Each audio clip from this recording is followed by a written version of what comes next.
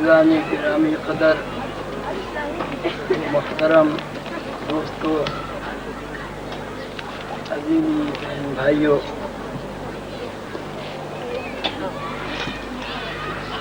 نقشبندیہ، چشتیہ، سہروردیہ، قادریہ اور دوسرے سلاسل کے سالکین طریقت، السلام علیکم۔ آج کی اس مبارک اور سعید مجلس میں جو کچھ پڑھا گیا، جو کچھ سنا گیا، وہ یقیناً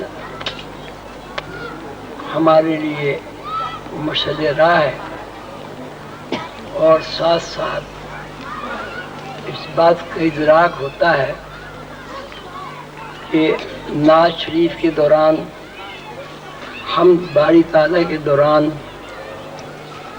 اور تقاریر کے دوران جو ایک کیفیت مرتب ہوئی، جو ایک ماحول اور فضا بنی، اور ماحول اور فضا میں جو لطافت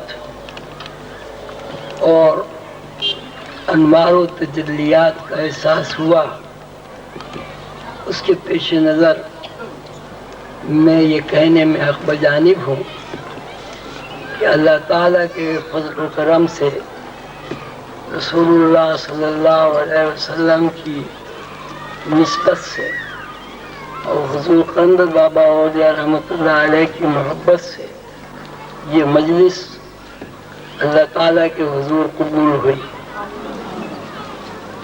رسول اللہ صلی اللہ علیہ وسلم کا ارشاد گرامی ہے کہ جس مجلس میں، جس جگہ، جس مقام پر اللہ تعالیٰ کا تذکرہ کیا جاتا ہے، وہاں ٹولیوں میں ہجوم در ہجوم، گروہ در گروہ فرشتے نازل ہوتے ہیں اور اللہ تعالیٰ کی باتیں بغور سنتے ہیں، اور اس مجلس میں موجود تمام لوگوں کے لیے اللہ تعالیٰ کے حضور دعائے خیر کرتے ہیں۔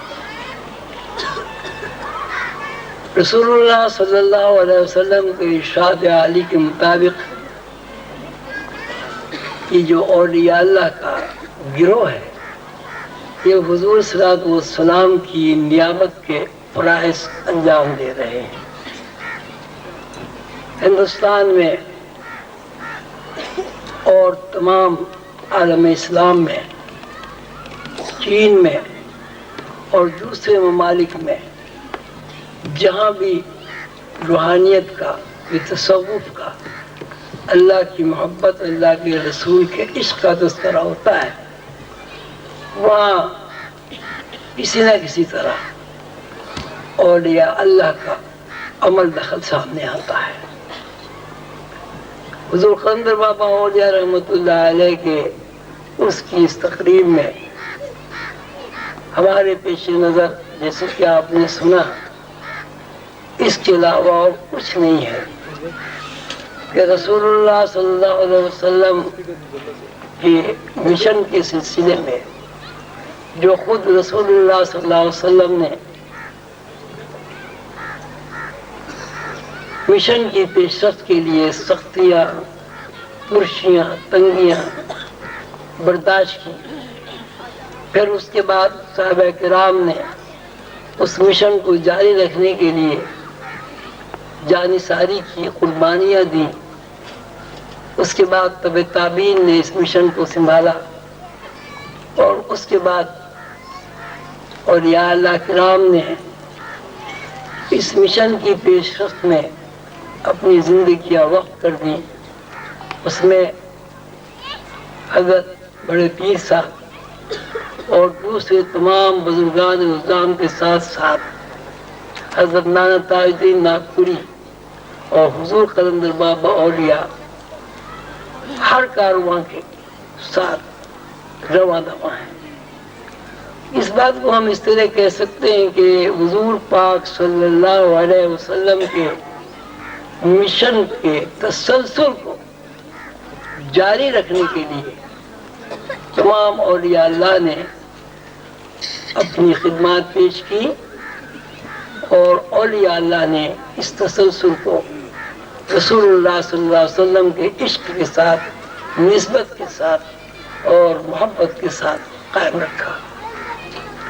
آج کا دن اسی تسلسل کی مناسبت سے ایک سعید دن ہے کہ ہم اللہ کے رسول محمد رسول اللہ صلی اللہ علیہ وسلم کے وارث ابدال حق قلندر بابا اولیاء رحمت اللہ علیہ کی تعلیمات کے فروغ کے لیے،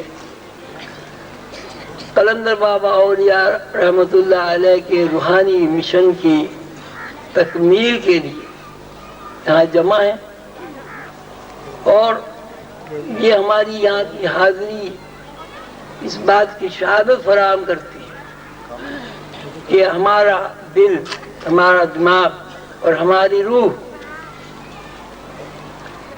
ہمیں اس بات پر آمادہ کر رہے ہیں کہ ہمیں بھی رسول اللہ صلی اللہ علیہ وسلم کے مشن کی پیش رفت میں اپنا پورا حصہ ڈالنا چاہیے، اور کوشش کرنی چاہیے کہ اللہ کے رسول کا پیغام دنیا کے ہر گوشے میں پہنچ جائے، اور نوع انسانی جس بے سکونی، پریشانی، اضطراب، بے چینی کی حالت میں مبتلا ہے، وہ اللہ اور اللہ کے رسول کا علم حاصل کر کے اپنی زندگی کو پرسکون بنائے۔ اعوذ باللہ من الشیطان الرجیم، بسم اللہ الرحمن الرحیم۔ قل واللہ احد اللہ الصمد لم یلد ولم یولد ولم یکن لہ کفوا احد۔ ابھی تھوڑی دیر پہلے آپ نے ایک بچوں کا پروگرام دیکھا، بہت خوبصورت پیشکش تھی، بڑی محنت کی گئی اس پروگرام میں۔ ذاتی طور پر مجھے بڑی خوشی ہوئی۔ وہ پروگرام کے کردار جیسے کہ دنیا میں سب کو علم ہے، ایک آدم کردار تھا، ایک شیطان کردار تھا۔ آدم اور شیطان کی ان دونوں کرداروں میں چاند، سورج، ستارے اور فرشتوں کو بھی پیش کیا گیا۔ ڈرامے کی تھیم کچھ اس طرح تھی کہ جب آدم علیہ السلام نے اللہ کی فرمانبرداری اختیار کی تو ان کے سر پر تاج سجا رہا، اور جب آدم علیہ السلام سے اللہ کی نافرمانی ہو گئی، سیون نافرمانی ہو گئی، تو وہ تاج ان کے سر سے اتر گیا، اور اس تاج کے اترنے کی جو بڑی وجہ ہوئی، جو ڈرامے میں بتایا گیا، ٹبلو میں، وہ شک تھا۔ اور شیطان نے آدم علیہ السلام کو نافرمانی کے ارتکاب کے لیے شک ڈال کر آمادہ کیا۔ جب آدم علیہ السلام کے ذہن میں شک آ گیا اور شجرے ممنوعہ کے قریب وہ چلے گئے، تو جنت نے انہیں رد کر دیا۔ اہبطوا مصرا فإن لكم ما سألتم وضربت عليهم الذلة والمسكنة وباءوا بغضب من اللہ۔ کیا تم جنت میں نہیں رہ سکتے؟ جنت میں اگر سیون بھی نافرمانی ہو جائے تو جنت جو ہے اسے بندے کو رد کر دیتی ہے۔ کہانی یا واقعہ اس طرح بتایا جاتا ہے جو قرآن پاک میں بیان ہوا ہے کہ اللہ تعالیٰ نے فرشتوں کو جمع کیا، فرشتوں کے ساتھ ساتھ جنات بھی تھے، اللہ تعالیٰ نے فرشتوں کو جمع کیا، قال انی جاعل فی الارض خلیفہ، سب کو جمع کیا اور فرمایا کہ اب میں زمین میں اپنا نائب بنانے والا ہوں۔ قال انی جاعل فی الارض خلیفہ، فرشتوں نے جب اللہ تعالیٰ کا یہ ارشاد سنا، حامیہ سوال کیا۔ ابھی وقار صاحب نے بڑی اچھی بات کی، اچھی بات کو بہت اپریشیٹ کرنا چاہیے کہ سلسلہ عظیمیہ کا ایک بہت بڑا کارنامہ کہہ لیجئے، یہ اجتہاد کہہ لیجئے، وہ یہ ہے کہ سلسلہ عظیمیہ اپنے شاگردوں کو اس بات کی دعوت دیتا ہے، بلکہ اصرار کرتا ہے کہ سوال کرو، جو بات سمجھ میں نہ آئے اسے پوچھو، 10 دفعے پوچھو، 20 دفعہ پوچھو، سوال کرو۔ اگر استاد آپ کے سوال کا جواب نہیں دے سکتا تو وہ مکمل استاد نہیں ہے۔ استاد کا تو مطلب ہی یہ تو ہوتا ہے کہ شاگرد کو مطمئن کر دے، خود مطمئن ہو۔ جب کوئی آدمی خود مطمئن ہوگا جبھی دوسروں کو مطمئن کرے گا۔ تو قالوا سجدوا فیہا، فرشتوں نے اللہ تعالیٰ سے پوچھا، سوال کیا، استفہام یہ سوال کیا کہ ہم سمجھنا چاہتے ہیں۔ قالوا سجدوا فیہا، کہ یہ جو آپ نے آدم بنایا ہے، اس کو آپ نائب اور خلیفہ بنانے والے ہیں، یہ تو فساد برپا کر دے گا، زمین میں فساد برپا کر دے گا۔ وَيَسْفِكُ الدِّمَاءَ، خون خرابہ کرے گا، قتل ریزی ہو جائے گی، زمین پر خون پھیل جائے گا۔ وَيَسْفِكُ الدِّمَاءَ، اور اگر آپ نے اس آدم کو اس لیے بنایا ہے کہ آپ کی عبادت کرے، نحن نسبح بحمدک ونقدس لک، اس کے لیے تو ہم آپ کی عبادت کر رہے ہیں۔ آپ نے ہمیں حکم دیا کہ کھڑے ہو جاؤ، ہم ہاتھ باندھ کے کھڑے ہوئے۔ آپ نے یہ چاہا کہ ہم آپ کو رکوع کریں، آپ کے سامنے جھکے رہے، ہم جھکے ہوئے۔ آپ کی یہ خواہش ہے کہ ہم سجدے میں گرے رہے، ہم تو سجدے سے سر ہی نہیں اٹھاتے۔ ہم آپ کی پاکی بیان کرتے ہیں، نحن نسبح بحمدک ونقدس لک۔ اللہ تعالیٰ نے یہ فرشتوں کا سوال سنا، انہیں کا خاموش ہو جاؤ بس۔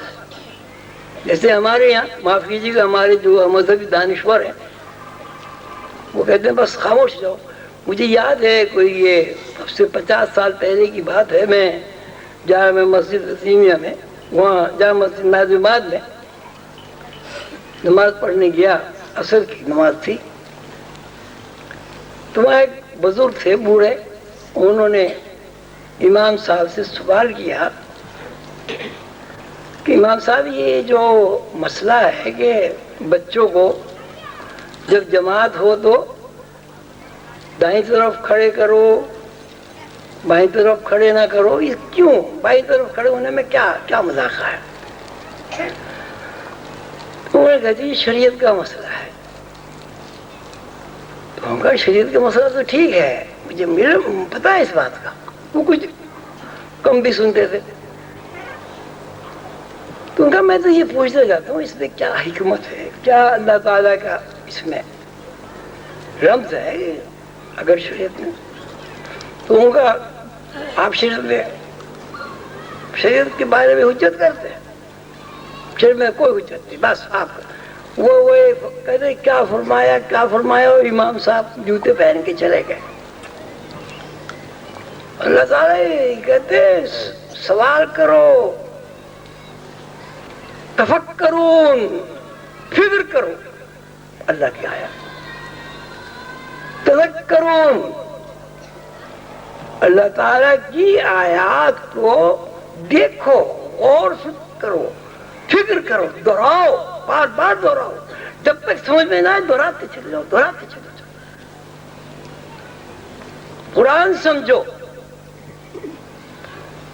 وَلَقَدْ يَسَّرْنَا الْقُرْآنَ لِلذِّكْرِ فَهَلْ مِن مُدَّكِرٍ، ہم نے قرآن کا سمجھنا آسان کر دیا۔ اگر تمہاری سمجھ میں نہیں آتا پھر سمجھو، پھر سمجھو، پھر سمجھو، ہم وعدہ کرتے ہیں ہم قرآن تمہیں سمجھا دیں گے۔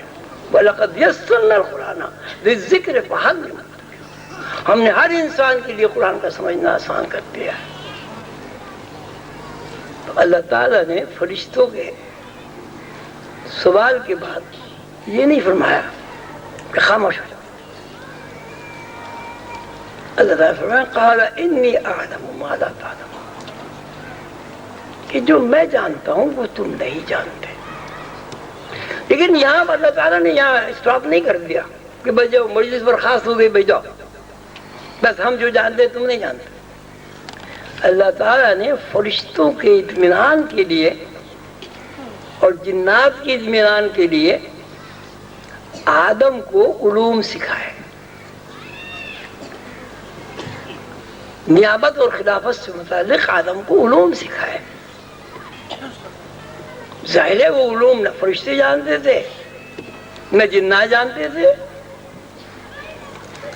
وَعَلَّمَ آدَمَ الْأَسْمَاءَ كُلَّهَا، کہ ہم نے آدم کو کائنات کے فارمولوں کا علم سکھا دیا، ایکویشن سکھا دی۔ وَعَلَّمَ آدَمَ الْأَسْمَاءَ كُلَّهَا ثُمَّ عَرَضَهُمْ عَلَى الْمَلَائِكَةِ، پھر آدم کو علم سکھا دیا۔ آدم کی جو صلاحیت ہے اس کے بارے میں آدم کا اطمینان کر کے اس کو زیور تعلیم سے آراستہ کر کے فرشتوں کے سامنے پیش کیا۔ ثم عرضهم، فرشتوں کے سامنے پیش کیا، علی الملائکہ، اور کہا فقال انبئونی باسماء ہؤلاء، آدم علیہ السلام نے جو اللہ تعالیٰ نے ان کو علوم سکھائے تھے وہ بیان کیے۔ فرشتوں نے وہ علوم سنے اور پھر فرشتوں نے اس بات کا اعتراف کیا۔ باپ ادھر تصور کریں، ذرا آپ اپنے شعور کو تھوڑا سا یکسو کر کے تصور کریں کہ بہت بڑا میدان ہے آسمان میں، یہ آسمان ہے بہت بڑا، وہاں کروڑوں فرشتے، کروڑوں جنات ہیں، اللہ تعالیٰ عرش پر بیٹھے ہوئے ہیں اور اعلان فرما رہے ہیں فرشتوں اب میں اپنا ایک نائب بنانے والا ہوں۔ یہاں یہ مسئلہ بھی بہت غور طلب ہے کہ نائب بنانے والا ہوں، مطلب پہلے سے کائنات موجود ہے، زمین بھی موجود ہے، انی جاعل فی الارض خلیفہ، زمین میں نائب بنانے والا ہوں، زمین موجود ہے پہلے سے، آدم سے پہلے زمین موجود ہے، زمین کا انتظام و انصرام بھی موجود ہے، زمین کا ایڈمنسٹریشن بھی موجود ہے۔ ضرورت پیش آ گئی کہ زمین کو فساد سے بچانے کے لیے ایک نیا ایڈمنسٹریشن قائم ہو، نئے ایڈمنسٹریٹر بنائے۔ جو فرشتوں نے یہ دیکھا کہ یہ تو آدم جو ہے یہ انہی عناصر سے تخلیق ہوا ہے جن عناصر سے پہلی مخلوق تخلیق ہوئی ہوئی ہے جو فساد برپا کر رہی ہے، تو یہ بھی فساد برپا کرے گا۔ تو اللہ تعالیٰ نے آدم کو ایک نئے علوم سکھائے اور فرشتوں کے سامنے جب آدم نے ان علوم کو بیان کیا تو فرشتوں نے کہا ہم تو اللہ میاں اتنا ہی جانتے ہیں جتنا آپ نے ہمیں سکھا دیا۔ قالوا لا علم لنا، ہم تو اتنا ہی جانتے ہیں جتنا آپ نے ہمیں سکھا دیا، باقی علیم و خبیر تو آپ ہیں۔ فرشتوں نے سجدہ کیا. اب سجدے کی بھی بات بڑی غور طلب ہے. 1,24,000 پیغمبروں کی تعلیمات پر اگر غور کیا جائے تو اس کا خلاصہ لب لباب صرف یہ ہے کہ اللہ تعالیٰ اپنے علاوہ کسی کی ربوبیت قبول نہیں کرتا. وحدہ لا شریک ہے اللہ. بت پرستی کی اجازت نہیں دیتا کسی بھی حال، چاہے وہ آگ ہو، چاہے وہ مٹی ہو، چاہے وہ بت ہو، چاہے وہ درخت ہو، چاہے وہ انسان ہو. اللہ تعالیٰ اس بات کی پورا قرآن آپ پڑھ لیجیے. تمام پیغمبروں کی ایک ہی تعلیمات، یہ پرستش کے لائق واحد ذات اللہ ہے. اللہ شرک کو پسند نہیں کرتا. اب جب اللہ تعالیٰ نے یہ فرشتوں سے یہ کہا اور جنات سے یہ کہا کہ آدم کو سجدہ کرو، اگر سجدہ عبودیت کا ہوتا تو پھر یہ تو بڑی عجیب بات ہوگی. اللہ تعالیٰ شرک کو پسند ہی نہیں کرتا. سجدے سے مراد یہ ہے کہ اللہ تعالیٰ نے فرشتوں سے یہ کہا کہ اب یہ جو ایڈمنسٹریٹر ہم نے زمین کا بنا دیا ہے، اب اس کی حاکمیت کو تسلیم کرو. اب تم فرشتے ہو، محکوم ہو، آدم حاکم ہے. جو کچھ آدم چاہے گا وہ تمہیں کرنا ہے. تو اس میں سجدے کا مطلب کوئی یہ نہیں تھا کہ اللہ تعالیٰ نے آدم کو نعوذ باللہ استغفار کوئی اپنے قائم مقام بنا کے یہ کہا کہ اسے بھی سجدہ کرو. حاکمیت قبول کرنا. اب جیسے ہمارے صدر ہیں، صدر مشرف صاحب ہیں، ظاہر ہے وہ حاکم ہیں، ہم سب ان کے محکوم ہیں. ہمیں ان کی حاکمیت کو بہرحال تسلیم کرنا ہے، ورنہ سارا انتظام خراب ہو جائے گا، نظام ٹوٹ جائے گا اگر حاکمیت قبول نہیں کی گئی. تو پھر آدم علیہ السلام سے اللہ تعالیٰ نے فرمایا کہ اب تم دونوں، یا آدم اسکن، اے آدم اب تم اور تمہاری بیوی، یا آدم اسکن انت وزوجک الجنہ، اے آدم تو اور تمہاری بیوی اب دونوں اب تم جنت میں رہو. اب تم حاکم ہو. کائنات کی حاکمیت ہم نے منتقل کر دی تمہیں، اپنے اختیارات منتقل کر کے، اپنے اختیارات دے کے. حاکم سے اعلیٰ تو ہم ہی ہیں، لیکن ہمارے گورنر تم ہو یا ہمارے نائب تم ہو. اب تم اور تمہاری بیوی جنت میں رہو. اب ایک بڑا عجیب آپ نے سنا ہوگا، ہم نے تو یہ پڑھا ہے کتابوں میں، کیا آدم جنت میں تھے، بڑے اداس ہو گئے، بڑے پریشان ہو گئے، پھر انہوں نے حوروں کو دیکھا، پورے پاگل لوگ جن سے مخالف ہے مت کے. تو انہوں نے کہا کہ میری ساتھ بھی اللہ تعالیٰ ایسا کر، مجھے بھی کوئی ساتھی عطا فرما. اللہ میاں نے ساتھ جنت میں بھی گئے نہیں آدم. یا آدم اس کو ننتا وضو جو کر جائے، اے آدم تو سے بھی جنت میں رہو. مطلب آدم اور حوا کی تخلیق یکساں ہوئی. آدم اور حوا کو جس طرح نیابت اور خلافت آدم کو ملی، نیابت و خلافت کی جو صلاحیت اللہ تعالیٰ نے آدم کو منتقل کی، اس کا حصہ حوا کو بھی منتقل. ایسا نہیں ہے کہ اگر آدم حاکم ہے تو حوا بیچاری کچھ بھی نہیں ہے. تیسری بات اس میں بہت غور طلب یہ ہے، میں خواتین سے خاص طور سے متوجہ ہوں کہ اس پہ غور فرمائیں. اللہ تعالیٰ فرماتے ہیں کہ ہم نے سڑی ہوئی گندی ہوئی مٹی سے، گارے سے آدم کا پتلا تخلیق کیا.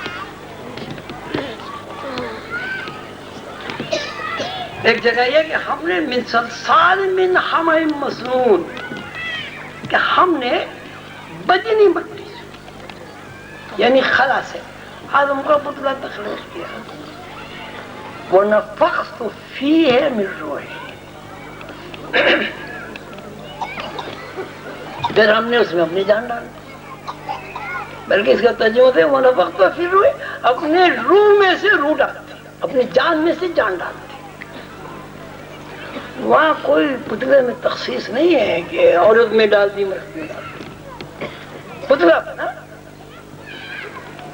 تو اب اس کا کیا مطلب ہوا کہ آدم اور حوا دونوں اللہ تعالیٰ کے علوم کے امین ہیں،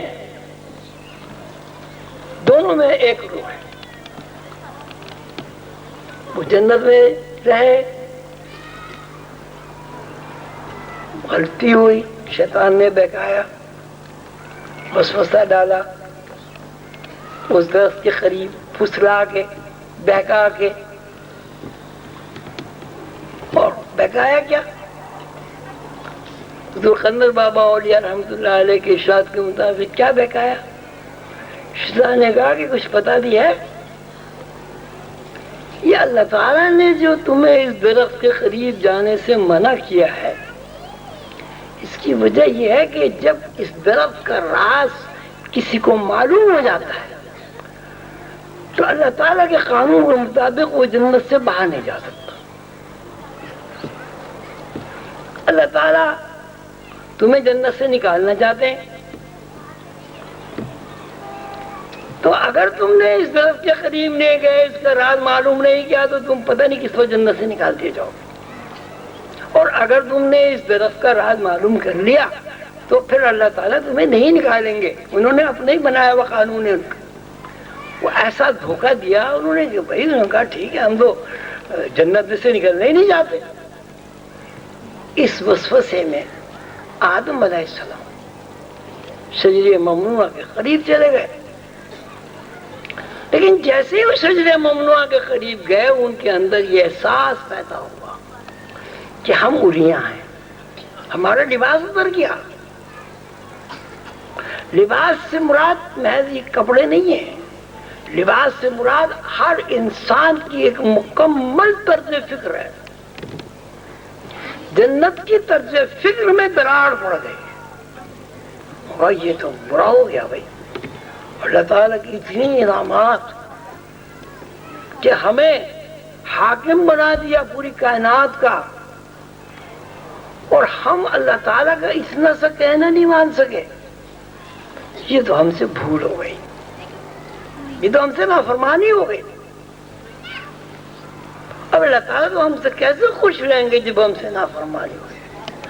جیسے ہی یہ بات ذہن میں آئی، لا تقربا هذه الشجرة فتكونا من الظالمين، اللہ نے خود ہی کہہ دیا تھا کہ اگر اس درخت کے قریب چلے گئے تو پھر تم اپنے اوپر ظلم کرو گے اور اپنے آپ کو ظالم قرار دو گے خود ہی، فتكونا من الظالمین۔ آدم علیہ السلام نے اور حوا نے، اما حوا نے محسوس کیا یہ ہم سے بہت بڑا ظلم ہو گیا، بھول ہو گئی، سہو ہو گیا، نسیان ہو گیا، اللہ تعالیٰ کی نافرمانی ہو گئی۔ اور دونوں کو ابھی میں نے کہا نا کہ ان کا اتر جاؤ جنت سے، دونوں جنت سے زمین پر آ گئے۔ وہاں بھی آپ دیکھیں ایسا نہیں ہوا، اگر ابا آدم شجرہ ممنوعہ کے قریب گئے تھے تو اما حوا نے تو کوئی قصور نہیں کیا تھا، انہیں کیوں نہیں کہا تھا؟ اگر اما حوا شجرہ ممنوعہ کے قریب گئی تھی تو حضرت آدم نے تو کوئی قصور نہیں کیا تھا۔ بھئی ایک بیوی چوری کرتی ہے، کیا شوہر کو بھی کیا سزا دیں گے کیا؟ یا ایک شوہر چوری کرتا ہے کہ میاں بیوی کو دونوں کو جیل میں ڈال دیں گے کیا؟ اللہ تعالیٰ تو انصاف بار بار قرآن میں کہتا ہے، اللہ تعالیٰ منصف ہے، انصاف کرتا ہے۔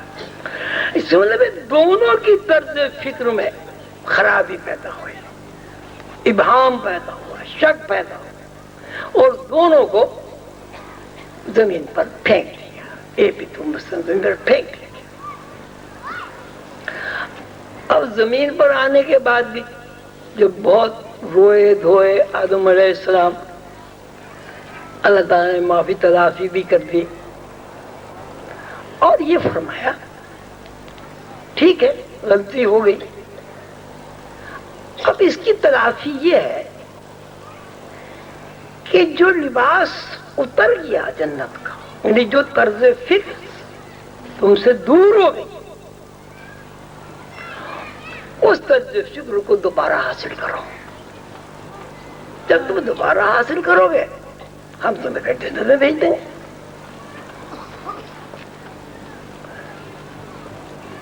اس طرز فکر کو حاصل کرنے کے لیے اور اس طرز فکر کے حصول کے ذرائع بتانے کے لیے اللہ تعالیٰ نے پھر اہتمام کیا، اس لیے کہ اللہ تعالیٰ رحیم و کریم ہے، ستار العیوب ہے، غفار الذنوب ہے، اپنے بندوں سے بہت محبت کرتے ہیں، بہت محبت کرتے ہیں، اتنی محبت کرتے ہیں کہ کوئی اس کا پیمانہ نہیں ہے نو انسانی کے پاس۔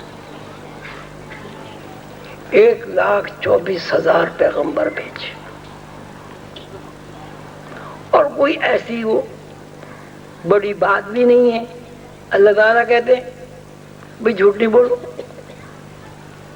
اللہ تعالیٰ کہتے ہیں شرک نہ کرو، اللہ تعالیٰ کہتے ہیں حقوق العباد پورے کرو، اللہ تعالیٰ کہتے ہیں کم نہ دو، جتنے پیسے لو اتنا چیز دے دو، اللہ تعالیٰ کہتے ہیں ذخیرہ اندوزی نہ کرو۔ کہ جتنے احکامات الہیہ ہیں، آپ لوگ غور سے سنیں، جتنے احکامات الہیہ ہیں ان میں کہیں بھی اللہ کا کوئی فائدہ نہیں ہے۔ ذخیرہ اندوزی آپ کرتے ہیں، آپ کے بھائیوں کو پریشانی لاحق ہوتی ہے، ملاوٹ آپ کرتے ہیں، آپ کے بھائی بیمار ہوتے ہیں، آپ حق تلفی کرتے ہیں، آپ نے کسی کی حق تلفی، کوئی آپ کی حق تلفی کرے گا، آپ کسی کو قتل کرتے ہیں، کل کو تمہیں کوئی قتل کر دے، اس میں اللہ تعالیٰ کا کیا فائدہ؟ جتنی اچھائیاں ہیں ان سب کا فائدہ انسان کو ہے، اللہ کو کوئی فائدہ نہیں۔ آپ نماز پڑھتے ہیں، روزہ رکھتے ہیں، تو فرشتے بھی نماز پڑھتے ہیں، کہ اللہ میں کو کوئی محتاج ہے اللہ میں آپ کی نماز ہوگا؟ نہیں، نماز اس لیے پڑھائی جاتی ہے کہ نماز اللہ تعالیٰ سے رابطے اور قربت کا ایک ذریعہ ہے۔ اگر اس ذریعے سے آپ اللہ تعالیٰ سے قریب نہیں ہوتے، پھر پتہ ہے آپ کو قرآن کیا کہتا ہے؟ فَوَيْلٌ لِّلْمُصَلِّينَ الَّذِينَ هُمْ عَنْ صَلَاتِهِمْ سَاهُونَ۔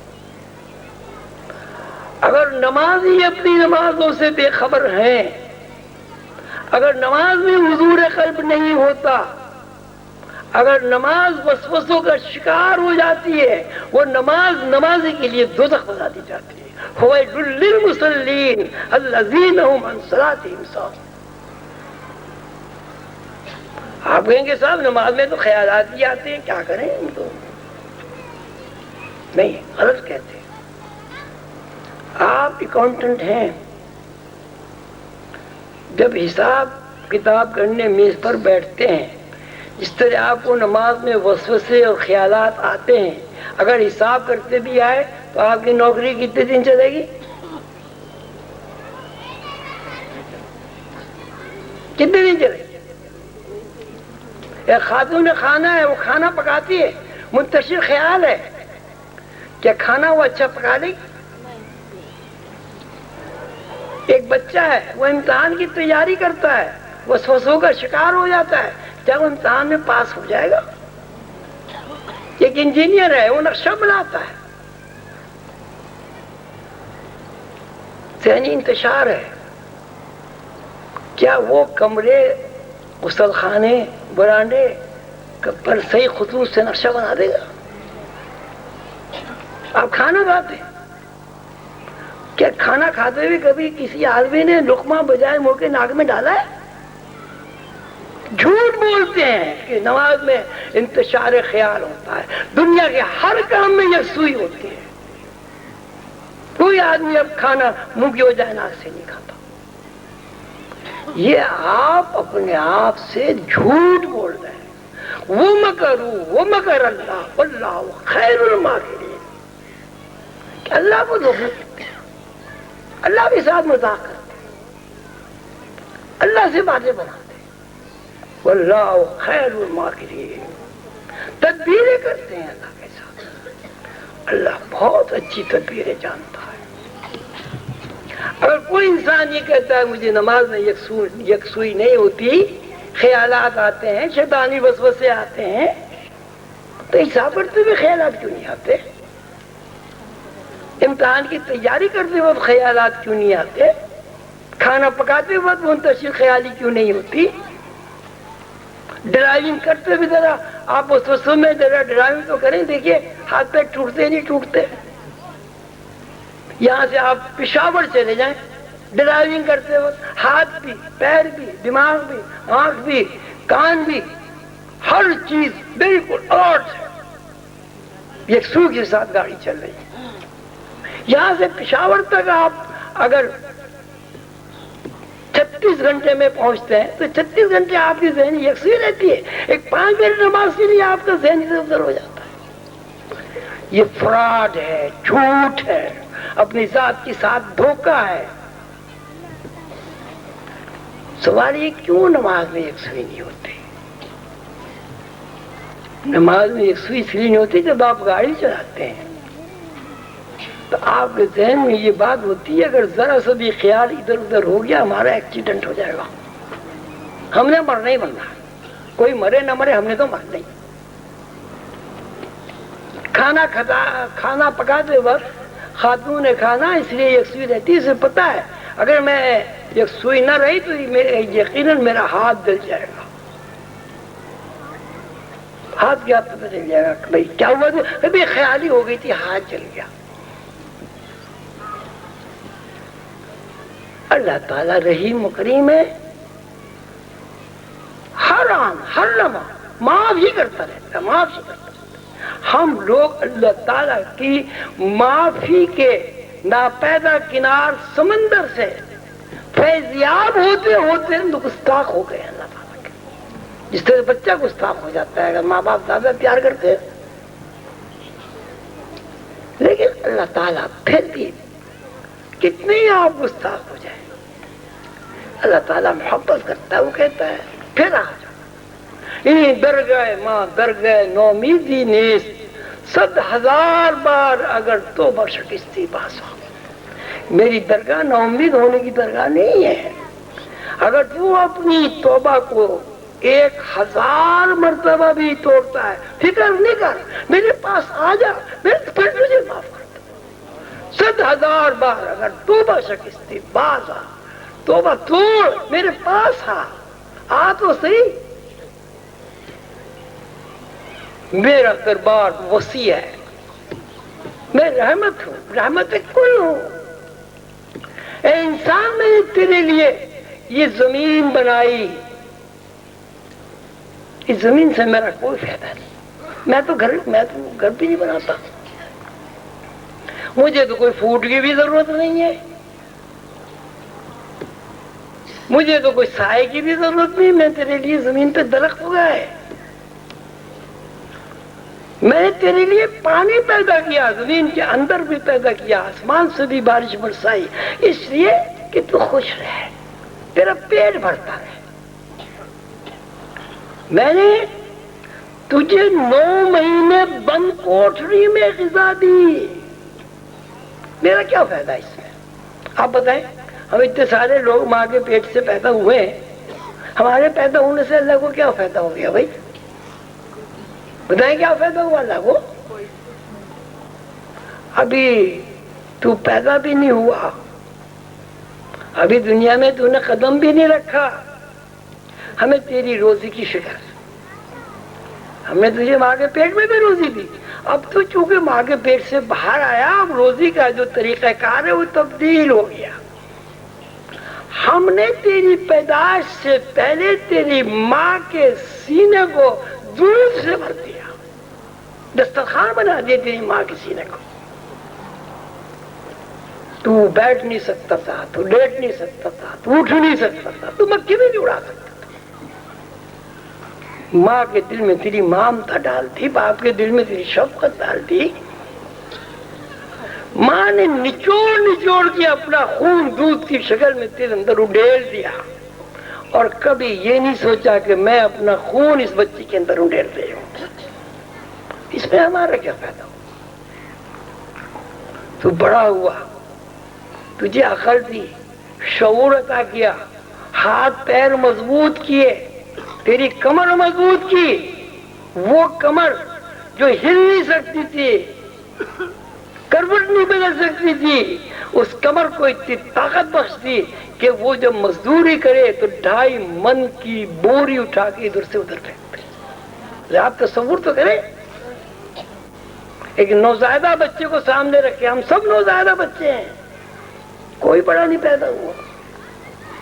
کیا آج ہم جس طاقت میں چل رہے ہیں، پھر رہے ہیں، ایک نوزائیدہ بچے کے بارے میں تصور کر کے ذرا سوچیں کہ یہ اللہ تعالیٰ کا انعام نہیں ہے؟ اور اس انعام سے اللہ کو کیا فائدہ؟ میں تو یہی سوچتا رہتا ہوں کہ اللہ تعالیٰ کو کیا فائدہ؟ سورج بنایا، دھوپ نکل رہی ہے، سب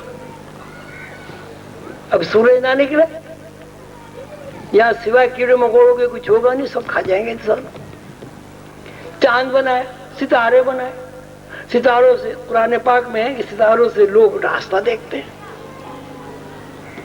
یہ ساری جو کائنات بنی، آپ کی جو یہ باڈی ہے، اس میں دیکھنے دل رکھ دیا اندر، پھیپڑے رکھ دیے اندر. اب آکسیجن کے بغیر گزارا نہیں ہے. پتہ نہیں 7,500 7,500 کا اس سلنڈر آتا ہے اور 36 گھنٹے چلتا ہے وہ، اور اس کی تکلیف الگ ہے. وہ ایک دفعہ میں بیمار ہو گیا، میرے یہاں وہ رکھ دیا تو وہ سانس آرام سے نہیں آتا اس میں. تو یہ جو آکسیجن آپ کھا رہے ہیں مفت کی، اللہ میاں کو کیا فائدہ ہے اس کا؟ آپ کو جو تندرستی، توانائی، انرجی عطا کی ہے، آپ تو اس ساری توانائی کو اللہ کے مخالفت میں خرچ کر رہے ہیں. اللہ تعالیٰ کی توانائی کو آپ اللہ کی مخالفت میں خرچ کر رہے ہیں یا اللہ تعالیٰ کی ہدایت کے مطابق استعمال کر رہے ہیں؟ سب بولے. اور اگر آپ اس توانائی کو اللہ تعالیٰ کے لیے استعمال کریں تو اس میں اللہ کا کیا فائدہ ہے؟ فائدہ کس کا ہے؟ تو اللہ تعالیٰ نے یہ جو نظام کائنات بنایا، اور اس نظام کائنات کو جس طرح تشکیل دیا، پیغمبروں سے مسلسل اس کی منادی کرتے رہے.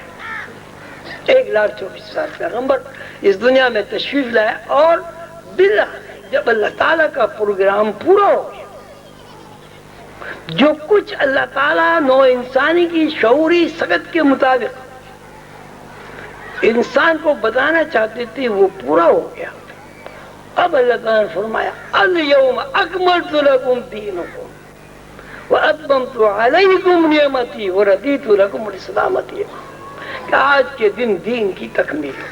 نو انسانی کا جتنا شعور ہے اس کے مطابق جو کچھ ہمیں بتانا تھا اے محمد صلی اللہ علیہ وسلم وہ ہم نے بتا دیا.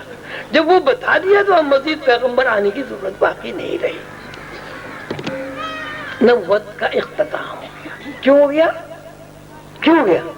دین کی تکمیل ہو گئی.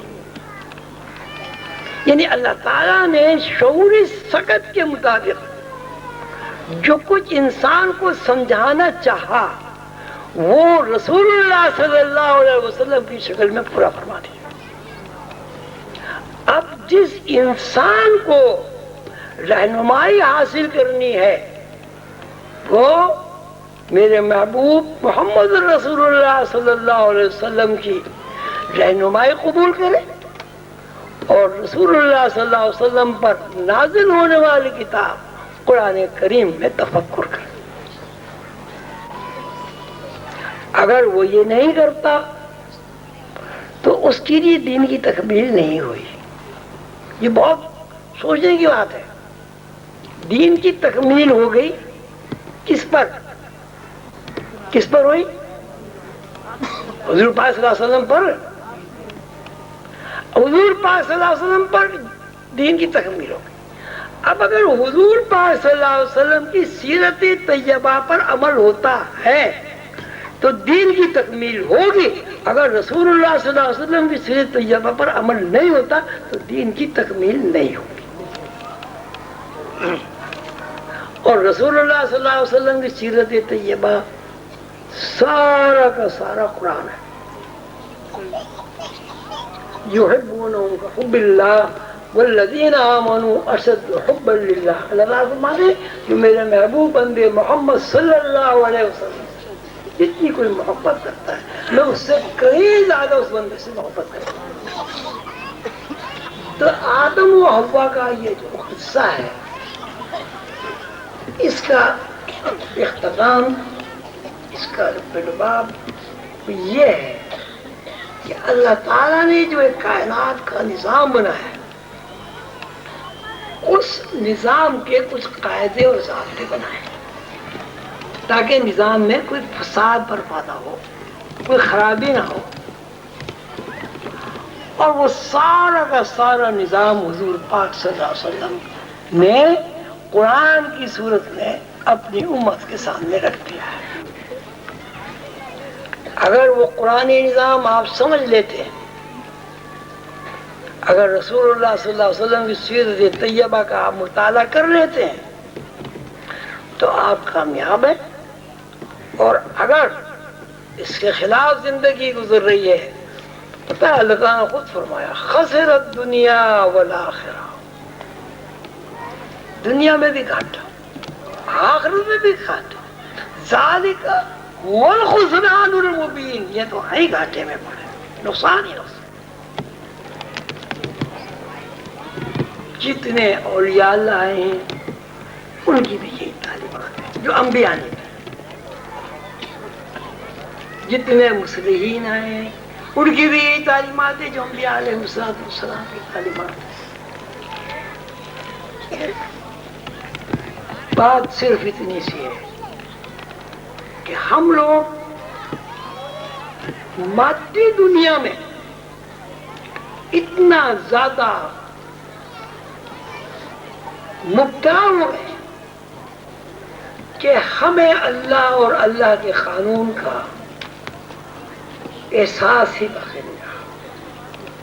ہم رسول اللہ صلی اللہ علیہ وسلم کی محبت کا زبانی دعویٰ تو بہت کرتے ہیں، لیکن جب رسول اللہ صلی اللہ علیہ وسلم کی سیرت طیبہ کا معاملہ آتا ہے وہاں ہمیں کہیں عمل نظر نہیں آتا.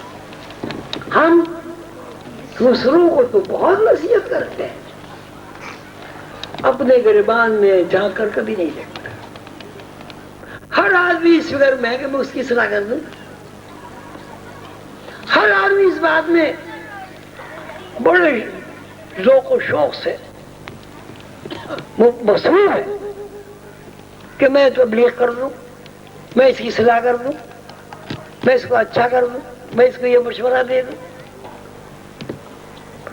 جب تک انسان کی اپنی اصلاح نہیں ہوگی، وہ دوسرے کی اصلاح کا اگر دعویٰ کرتا ہے تو وہ اپنی ذات کو دھوکہ دیتا ہے.